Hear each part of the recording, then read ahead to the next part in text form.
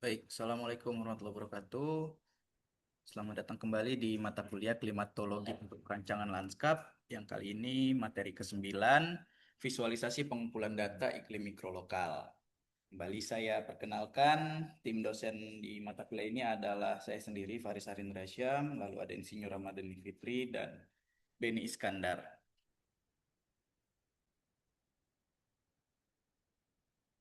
Baik, di materi ini eh, mahasiswa akan diberikan pemahaman fase sintesis di mana data iklim dan teori kenyamanan termal ditransformasikan menjadi strategi desain fisik. Mahasiswa akan belajar bagaimana elemen-elemen lanskap digunakan sebagai alat pengendali iklim mikro untuk menciptakan ruang luar yang layak huni. Fokus bahasan meliputi sintesis analisis tapak, strategi modifikasi iklim mikro, zonasi kenyamanan, dan penyusunan konsep desain nantinya. Untuk yang kali ini kita akan masuk di sintesis analisis tapak ya. Kita akan masuk di situ. Lalu capaian pembelajarannya setelah menyelesaikan materi ini, mahasiswa diharapkan mampu menganalisis kondisi iklim mikro dan kenyamanan termal ruang luar secara kritis sebagai landasan utama pertimbangan desain. Lalu diharapkan dapat membuat konsep perancangan lanskap yang solutif, estetis, dan berbasis pada optimalisasi iklim mikro serta kenyamanan termal pengguna tapak.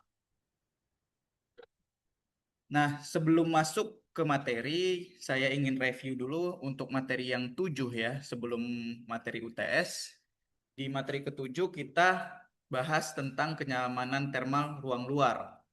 Nah, jadi sinkron ya, setelah materi yang ketujuh kemarin, eh, kenyamanan termal ruang luar, lalu di materi yang kesembilan, teman-teman semua diminta untuk menganalisa kondisi kenyamanan termal ruang luar, lalu menyajikannya dalam bentuk visualisasi eh, analisis iklim mikro gitu ya.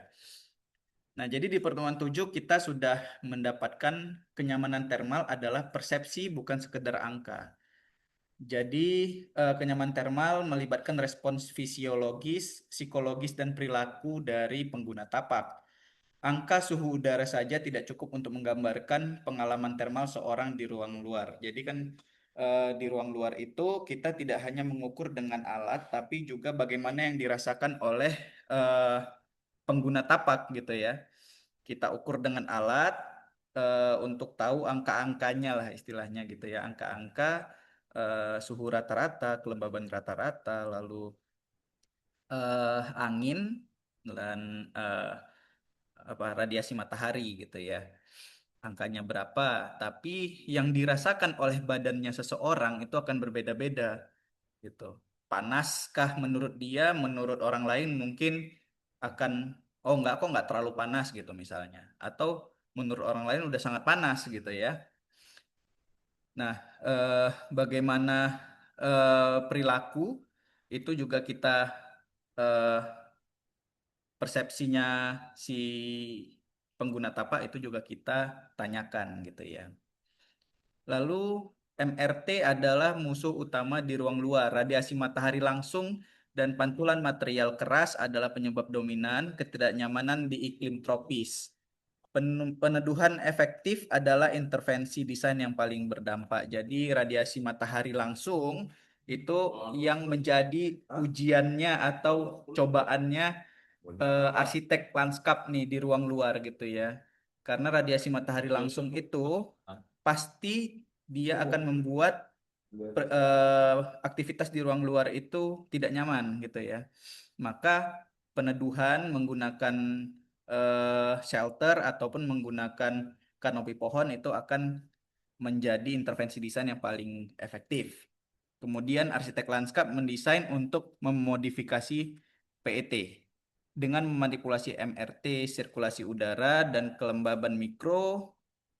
Desainer dapat menurunkan PET secara signifikan, membuat ruang luar dapat digunakan lebih lama dan lebih nyaman oleh seluruh lapisan masyarakat.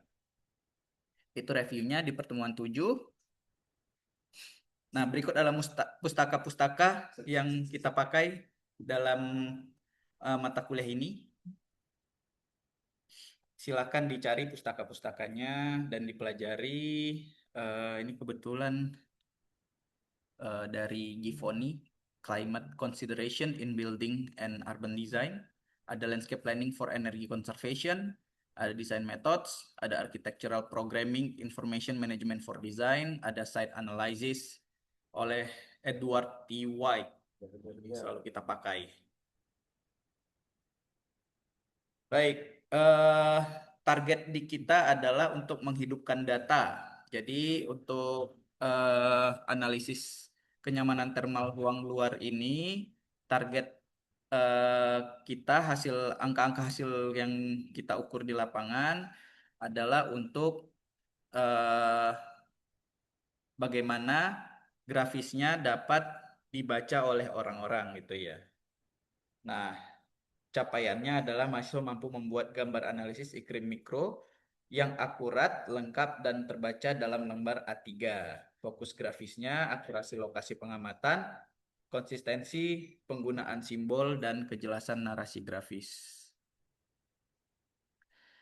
Langkah pertama adalah persiapan base map. Jadi teman-teman ketika membuat visualisasi hasil analisis pasti bikin base map gitu ya. Ya semuanya lah ya proses desain diawali kita membuat base map dulu pastinya.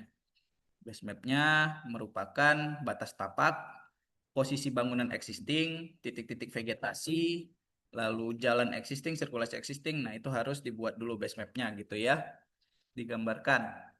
Nah eh, ketika kalian sudah teman-teman semua bisa membuat base map, kita tinggal overlay aja, mungkin pakai kalkir bisa juga ya. Kalkir kita bisa gambarkan secara manual di mana titik-titik pengukuran dan bagaimana eh, apa namanya peta isotermalnya sama peta isohidro gitu ya. Nah, untuk penentuan stasiun pengamatannya, jadi kan teman-teman kan seperti yang saya sampaikan di pertemuan kelima kemarin, stasiun pengamatannya kan ada titik-titik dalam bentuk grid itu bisa, dalam bentuk purposive sampling juga bisa, dalam bentuk kombinasi optimal juga bisa. Bentuk grid yang paling itu ya, yang paling disarankan karena konsisten dalam misalnya grid teratur 5 kali 5 meter untuk memastikan cakupan data seluruh tapak itu tercover ya semuanya. Jadi tidak pada sesuatu yang kita tuju aja gitu, tapi ya udah kita ambil aja rata semua tuh pakai grid system. Kemarin yang saya sarankan teman-teman coba pakai yang grid system agar datanya tersebar merata. Kemudian variabel wajib dalam gambar A3 nanti, dalam penyajian gambar A3, tetap empat, empat hal itu suhu udara, kelembaban, kecepatan angin, dan suhu permukaan itu digambarkan ya di masing-masing kertas A3 sendiri. Jadi tampilannya untuk suhu udara dengan grid itu teman-teman bisa tahu satu titik dalam satuan derajat Celcius ya. Kelembabannya dalam satuan persen selalu katakan 70% gitu ya di masing-masing titik. Kecepatan angin juga demikian. Kecepatan angin itu satuannya adalah meter per second atau meter per detik ya. Lalu suhu permukaan itu dibandingkan antar material penutup tanah. Jadi di satu titik penutup tanahnya apa? Kita pakai termometer tembak ya, termometer inframerah untuk mengetahui suhu permukaan satu benda gitu ya. Jadi kalau tutupan lahannya rumput di satu titik, coba diambil suhunya berapa. Kalau permukaannya perkerasan pavement juga diambil suhunya berapa setiap titik.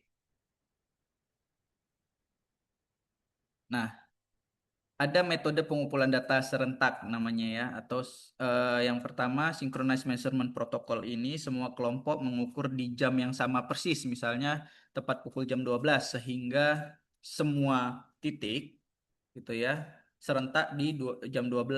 Jadi semuanya itu datanya sama di jam 12 siang gitu ya. Jangan berbeda-beda jamnya gitu. Nanti hasilnya ya bias gitu ya. Hasil datanya bias. Nah, ada catatan di sini untuk kondisi langit.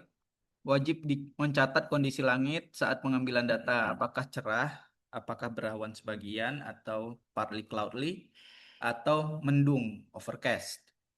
Nah, kondisi ini secara langsung mempengaruhi intensitas radiasi matahari dan validitas perbandingan data lintas tanggal atau sesi pengukuran. Jadi, kalau dalam satu hari itu ketika pengukuran kondisinya cerah, silakan dikasih notes di situ kondisi langit cerah di jam 12 misalnya. Kalau berawan ya tulis berawan, kalau mendung tulis mendung gitu ya. Nah, visualisasi radiasi matahari ini pakai shadow pattern analysis. Pola bayangan adalah salah satu layer paling informatif dalam gambar analisis iklim. Jadi teknik sun path overlay menggambar bayangan pada 3 jam kritis dalam satu hari untuk menunjukkan dinamika zona teduh sepanjang hari di tapak. Biasanya itu kita ukur pagi, siang, sore ya. Pagi diwakili biasanya jam 8 sampai jam 9 itu dihitung pagi. Kalau untuk siang biasanya antara jam 11 sampai jam 1 siang gitu ya. Kalau sore antara jam 3 sampai jam 5 sore. Biasanya di situ pengukuran-pengukuran suhu dan kelembaban gitu ya, pengukuran iklim mikro. Jadi di tiga waktu pengulangan karena akan berbeda suhu di pagi hari, siang hari, dan sore hari. Dan untuk visualisasi radiasi matahari juga demikian. Karena posisi matahari kan untuk pagi, siang, dan sore dia akan berbeda tuh. Dia akan melintas posisinya. Maka bayangan bangunan juga akan eh, berbeda-beda posisinya gitu ya. Kemudian ada visualisasi aliran angin. Nah, visualisasi aliran angin kita bisa menggunakan peta aliran angin atau wind flow map. Nah, ini kita gambarkan dengan simbol panah proporsional gitu ya. Jadi membentuk koridor, hambatan, dan zona turbulensi di dalam tapak. Nah, simbol panah proporsional, panah mempresentasikan kecepatan angin, meter per sekonnya. Arah panah mempresentasikan eh, orientasi aliran, artinya arahnya kemana gitu ya. Biasanya panjangnya itu mempresentasikan kecepatannya gitu ya. Lalu gunakan skala panah yang konsisten di seluruh gambar. Lalu identifikasi area turbulensi. Nah, jadi ada area stagnan tanpa aliran udara, digunakan simbol khusus. Nah, misalnya ada simbol-simbol tertentu ya, mau dipakai simbol lingkaran juga boleh atau pusaran juga boleh. Keduanya adalah kandidat area bermasalah. Jadi kalau dia zona stagnan, area tanpa aliran udara ya pengap ya nantinya di situ akan gerah dan sebagainya. Kalau area pusaran angin di belakang bangunan yaitu jadinya anginnya agak lebih kencang gitu ya di bagian-bagian tertentu. Nah, itu juga kandidat area bermasalah. Jadi masing-masing itu kayak zona eddy dan zona stagnan ini dia nantinya menjadi bermasalah. Lalu ada koridor angin, identifikasi dan tandai jalur-jalur di mana angin mengalir kecepatan tinggi. Jadi ada posisi koridor-koridor angin, anginnya itu pasti bergerak dengan kecepatan tinggi pada koridor tersebut. Nah, biasanya antar bangunan itu menciptakan koridor dan efek venturi antar bangunan. Nah, ini ada teknik gambar isoterm. Jadi ketika teman-teman untuk visualisasi gambar suhu, visualisasi hasil analisis suhu, kita gambarkan dengan peta isoterm ya. Isoterm ini adalah heat map memvisualisasikan distribusi suhu di seluruh tapak melalui teknik interpolasi. Jadi menghubungkan titik-titik data dengan nilai suhu yang sama. Dia mirip dengan peta kontur, tapi ini suhu gitu ya. Yang yang digambarkan adalah eh, derajat suhu. Maka kita sebut dia peta isoterm. Jadi garis-garis konturnya itu menghubungkan eh, apa ya derajat suhu yang sama gitu ya. Nah, ini tahapannya. Tahap satu plot data titiknya, diinterpolasi titik-titik tersebut. Kemudian isi data, isi warna gradasinya. Kalau merah panas, kuning netral, dan biru sejuk gitu misalnya. Gunakan gradasi yang smooth. Lalu ada legenda suhu, keterangannya ya, legenda itu keterangan, sertakan legenda warna lengkap dengan rentang nilai suhu derajat Celcius di setiap zona warna. Berikutnya ada representasi material dan albedo.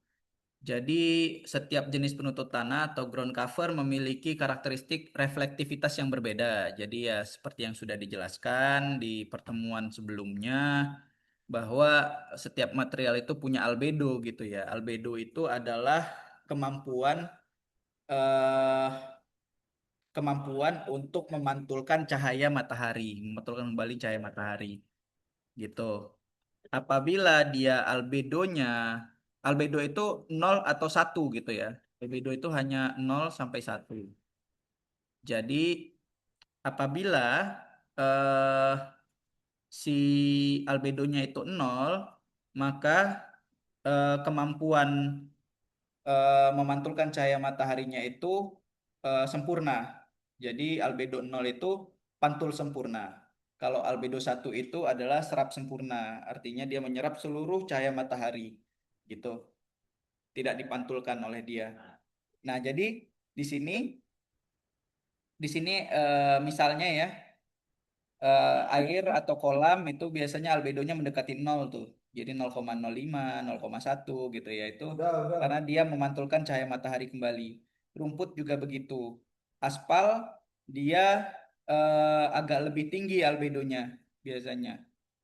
Lalu beton terang dia albedonya juga agak lebih tinggi.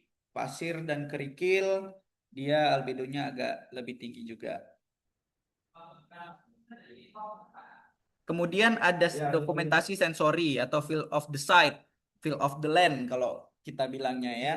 Jadi tidak hanya kita mengukur dengan alat, tapi thermal perception itu juga kita tanyakan kepada eh, responden ya, responden.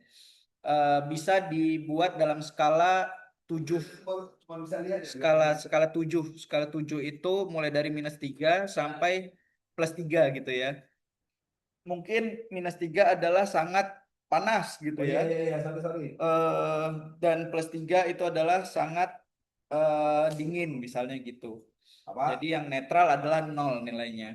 15 menit wajib. Lalu ada aroma dan tanaman. Nah, aroma ini menghadirkan kenyamanan tertentu pada site gitu ya. Lalu ada suara lingkungan. Nah, ini kita ukur dengan menanyakan persepsi pengguna yang ada di site. Nah, kemudian kita buat sinkronasi data dan sinkronasi data dengan jam pengamatan. Jam pengamatan pagi 7 sampai jam 9, siang jam 12 atau jam 11 sampai jam 1 ya. Di sore jam 3 sampai jam 4 sore. Jangan lupa penggunaan legenda Di foto bos. secara arsitektural juga harus standar ya. Harus standar ataupun konsisten.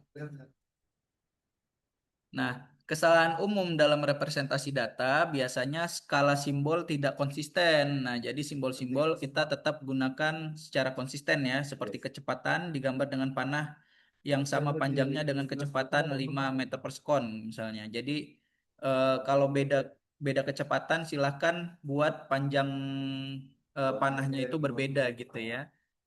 Jadi semakin cepat maka panjangnya kita buat semakin panjang gitu panahnya.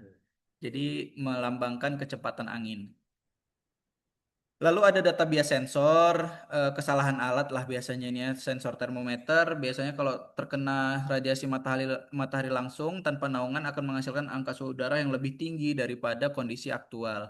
Jadi biasanya kalau terlalu radiasi mataharinya terlalu tinggi, kita pakai si surveyornya kita payungin gitu ya, biar sensor termometernya dia tidak terkena cahaya matahari langsung.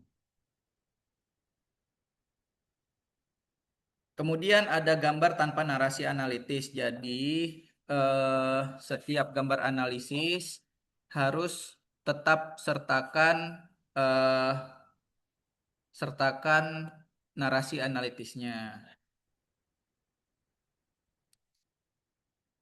Lalu ada tools digital untuk visualisasi. Ini opsional ya. Kalau teman-teman punya software berikut akan lebih mudah untuk memvisualisasikan hasil eh, hasil analisis iklim mikronya.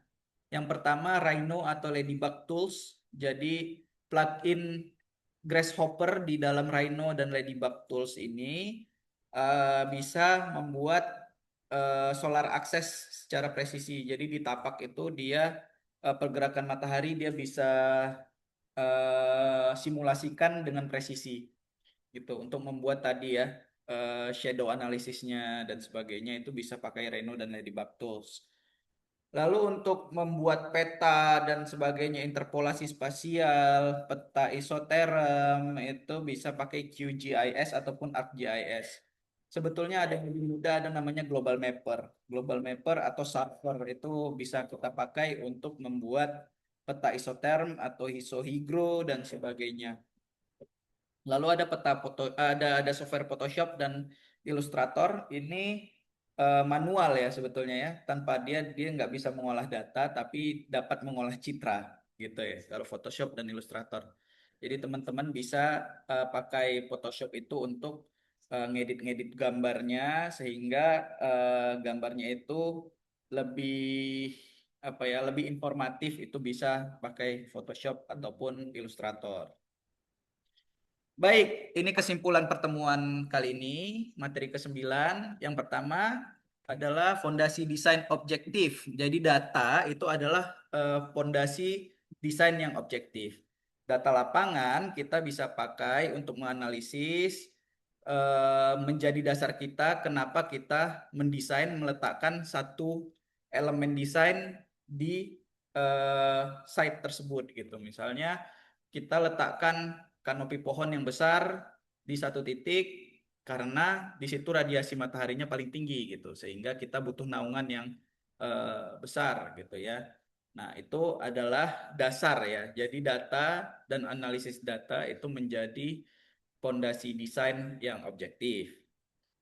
Lalu instrumen komunikasi. Jadi data ini nantinya digambarkan, teman-teman sajikan dalam bentuk visualisasi itu adalah tidak tidak hanya sebagai data yang teman-teman simpan, tapi ketika teman-teman semua nanti jadi perancang gitu misalnya ya, ketika klien menanya kenapa harus seperti itu gitu Mbak, maka teman-teman keluarkan gambar-gambar ini, gambar-gambar analisis visualisasi ini agar teman-teman dapat mengkomunikasikan data yang ada di lapangan dan mudah dimengerti oleh klien gitu ya.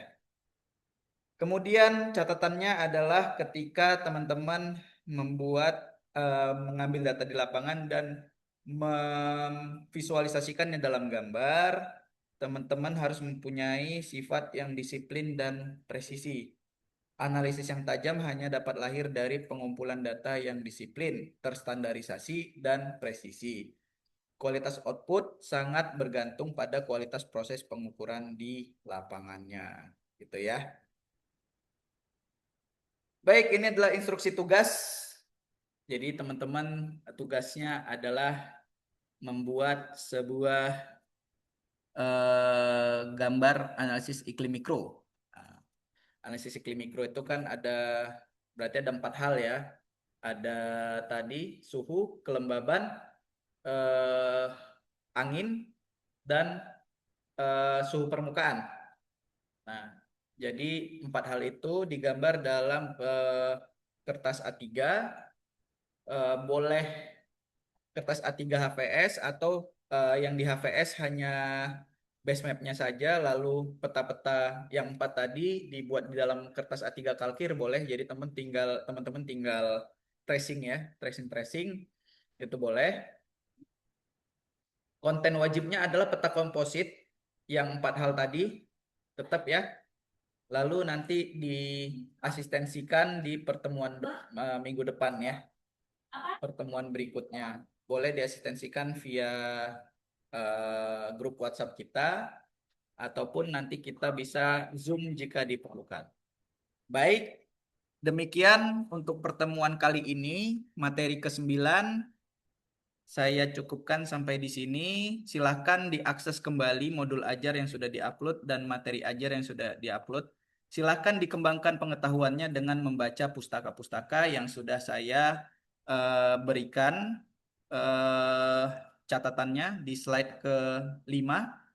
Silahkan dicari pustakanya untuk memperkaya pengetahuan teman-teman semua. Terima kasih, saya ucapkan. Sampai jumpa di pertemuan berikutnya. Assalamualaikum warahmatullahi wabarakatuh.